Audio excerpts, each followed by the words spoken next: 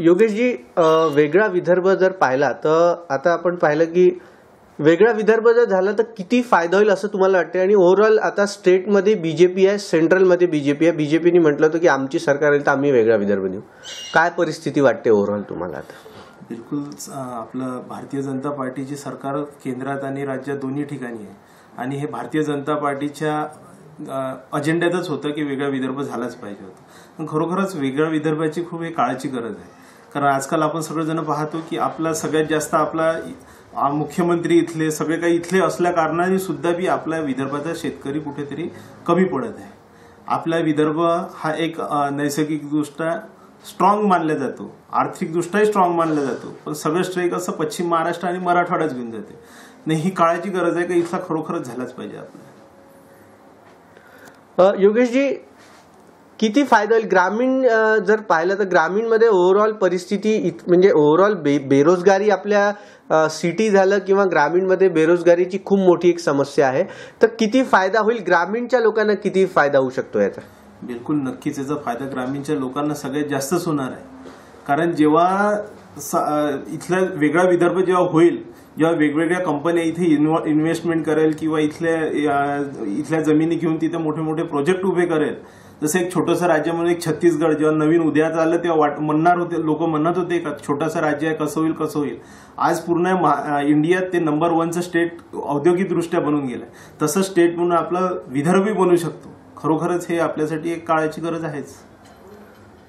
योगेशजी, आपण हे बघितलंय की म्हणजे बीजेपीचे ज्या अजेंड्यातच होतं की छोटे राज्य हे बीजेपीच्या फेवरमध्ये आहे, पण एकीकडे शिवसेनाचा अजूनही अपोज आहे बीजेपीला वेगळा विदर्भ देण्यात. तर काय वाटते की वेगळा विदर्भ होईल की पुन्हा म्हणजे खोकले आश्वासन तर राहणार नाही? फक्त मी तर असं एवढं बोलू नाही शकत, पण खरोखरच आमदार साहेब, मुख्यमंत्री साहेबांनी म्हटलंय आपल्याला, नितीनजी गडकरी मार्गी लागलेले आहे.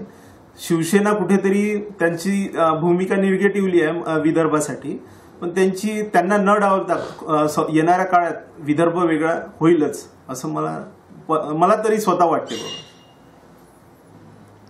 योगेशजी, छोटे छोट्या फॅक्टऱ्या, छोटे छोटे उद्योगधंदे हे ग्रामीणमध्ये शेतकऱ्यांना देऊ असं बीजेपी सरकारने म्हटलं होतं, पण ओव्हरऑल परिस्थिती अजून तशी नाही दिसत आहे. काय कारण वाटतं? सध्याच्या परिस्थितीत या काँग्रेस राष्ट्रवादीवाल्यांनी एवढं सडून ठेवलेलं होतं आपला महाराष्ट्र, यांना सावरताच यांना खूप वेळ लागून राहिला. म्हणजे इथले आपले स्थानिक जे आमदार आहे, मुख्यमंत्री आहे, सर्व इथलंच आहे.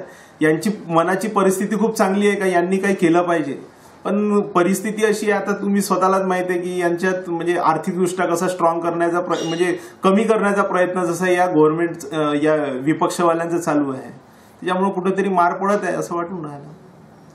योगेशजी, मेट्रो आता आपल्या विदर्भात सगळीकडे मेट्रो फैलणार आहे, किती फायदा होऊ शकतो मेट्रोचा विदर्भवासियांना? नक्कीच खूप चांगली योजना आपल्या मुख्यमंत्री साहेबांनी आणि गडकरी साहेबांनी आपल्यासाठी आणलेली आहे. ही भविष्यातली ही दूरदृष्टिकोनातली योजना होती. आज साहजिक आहे की आपण एखाद्या ठिकाणी जात असेल तर आपण पर्सनली गाड्या यूज करतो, पण आता जेव्हा मेट्रो लागली तर आपण एक छोटंसंही काम राहिलं तर पर्सनली गाड्या न करता आपण मेट्रोनी गेलो, त्याच्यात आपलं इंधन बी वाचेल, त्याच्यात आपला पैसाही वाचेल आणि वेळ पण वाचेल. हे जरुरी काळाची गरज आहे. योगेशजी, खूप खूप धन्यवाद.